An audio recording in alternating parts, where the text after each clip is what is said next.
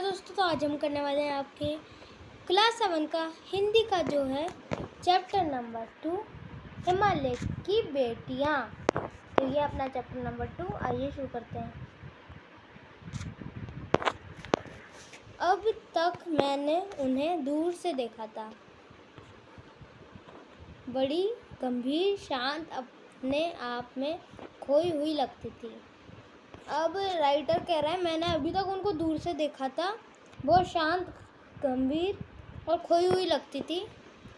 संभ्रांत महिला की भांति वे प्रतीत होती थी। उनके प्रति मेरे दिल में अंदर और आदर और श्रद्धा के भाव थे। तो उनके लिए और मतलब श्रद्धा का भाव था। माँ और दादी, मौसी और मामी की गोद की तरह उनकी धारा में डुबकियाँ लगाया करता। तो है ना, जैसे माँ, दादी, मौसी की गोद में होते हैं, वैसे ही इनकी धारा में डुबकियाँ लगाया करता। परंतु इस बार जब मैं हिमालय की तो ये सब जो लेखक ने कहा है ये नदियों के लिखा है। और जब मैं हिमालय के केंद्र पर चढ़ा तो वह कुछ और रूप में सामने थी। तो वो हिमालय पे चढ़ा तो वो किसी और रूप में सामने थी। मैं हैरान था कि यही दुबली पतली गंगा, यही यमुना, यही सतलज समतल मैदानों में उतरकर विशाल कैसे हो जाती है। मैदानों में उतर के तो वो बहुत विशाल हो जाती है, पर जब पर्वत उतरती है तो वो बहुत छोटी धारा होती है। इनका उछलना और कूदना, खिलाकर लगातार हंसते जाना, खिलखिलाते रहना, हंसते जाना, इनकी यहाँ भाव भंगी, इनका यह उल्लास कहाँ गायब हो जाता है मैदान में जाकर। इनका ये जो उल्लास है ये मैदान में जाकर कैसे गायब हो जाता है। किसी लड़की को जब मैं देखता हूँ, किसी काली पर जब मेरा ध्यान अटक जाता है, तब भी इतना कौतूहल और विस्मय नहीं होता है जितना कि इन बेटियों की बाल लीलाएं देखकर हो रहा है। कहाँ ये भागी जा रही है और ये भागी जा रही है। वह कौन लक्ष्य है जिसने इन्हें बेचैन कर रखा है। कौन सा लक्ष्य है जो इनको बेचैन कर रखा है। अपने महान पिता का विराट प्रेम पाकर भी अगर इनका हृदय अतृप्त है, मतलब अपने पिता का प्रेम पाकर भी ये अतृप्त है, तो वह कौन होगा जो इनकी प्यास मिटा सकेगा। तो कौन इनकी प्यास मिटाए। बर्फ जली नंगा पहाड़ियाँ, छोटे छोटे पौधों से भरी घाटियाँ, बंधुर सरसब्ज उपकयों, ऐसे हैं इनकी लीला निकेतन। तो इनकी लीला ऐसी है। खेलते खेलते जब ये जरा दूर निकल जाते हैं तो देवदार, चीड़, सरो, चिनार, सफेदा के जंगलों में पहुंचकर शायद इन्हें बीते बातें याद करने का मौका मिलता होगा। फिर वो पहाड़ की ये फूल वगैरह खिले हुए देखते तो इन्हें बीती बातें याद करने का मौका मिलता होगा। कौन जाने पूरा हिमालय अपनी इन नटखट बेटियों के लिए कितना सिर ढूंढता होगा, क्या पता। बड़ी बड़ी चोटियों से जाकर पूछिए तो उत्तर में विराट मौन के सिवाय उनके पास और रखा ही क्या है। विराट मौन के अलावा उनके पास क्या रखा है। सिंधु और ब्रह्मपुत्र ये दो ऐसे नाम हैं जिनके सुनते ही रवि, सतलज, व्यास, चनाब, झेलम, काबुल, जिसे कुंभा भी कहा गया है, कपिशहा, गंगा, यमुना, सुरयू, गंडक, कोस आदि हिमालय की छोटी बड़ी सभी बेटियां आँखों के सामने नाचने लगती आ जाती हैं। इन दोनों के नाम लेते हैं। तो वास्तव में सिंधु और ब्रह्मपुत्र स्वयं कुछ नहीं है। ये स्वयं कुछ नहीं है। दयालु हिमालय के पिघलने हुए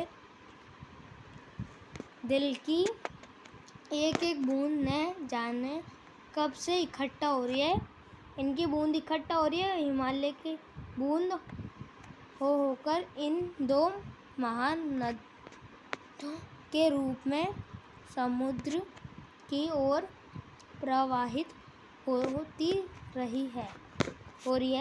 कितनी सौभाग्यशाली है वह समुद्र जिसे पर्वतराज हिमालय की इन दो बेटियों का हाथ पकड़ने का श्रेय मिला। कितना सौभाग्यशाली है जिन्होंने मैदानों में ही इन नदियों को देखा होगा।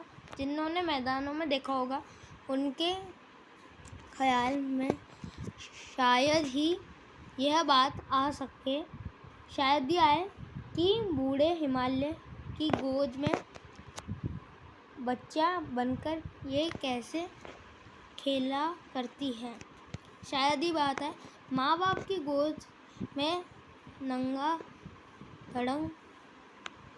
धड़ंग होकर खेलने वाले इन बालिकाओं का रूप पहाड़ी आदमियों के लिए आकर्षक भले न हो, पहाड़ी लोगों के लिए आकर्षण नहीं हो, लेकिन मुझे तो ऐसा लुभावना प्रतीत हुआ वह रूप कि हिमालय की को ससुर और समुद्र को उसका दामाद कहने में कुछ झिझक नहीं होती। ऐसा लगा है उसे ऐसा लगा।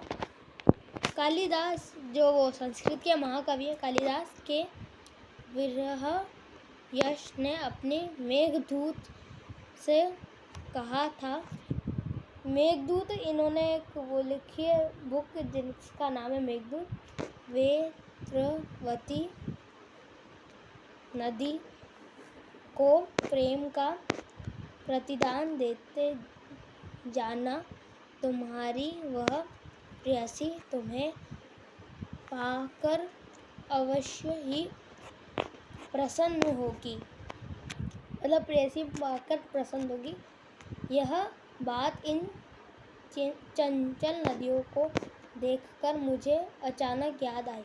इन चंचल नदियों को देखकर याद आई गई और सोचा कि शायद उस महाकवि को भी नदियों का सचेतक रूपक पसंद था। शायद पसंद था। दरअसल जो भी कोई नदियों को पहाड़ी घाटियों और समतल आंगनों के मैदान में जुदा जुदा शक्लों में देखेगा वह इसी नतीजे पर पहुंचेगा। काका कालेलकर ने नदियों को लोकमाता कहा। तो काका कालेलकर ने लोकमाता कहा है नदियों को।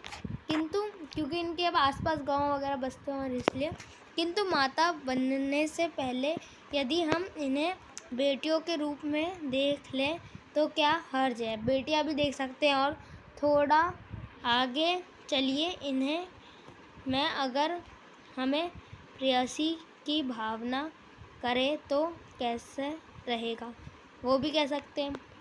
ममता का एक और भी धागा है, उसका भी धागा है जिसे इनके साथ जोड़ सकते हैं।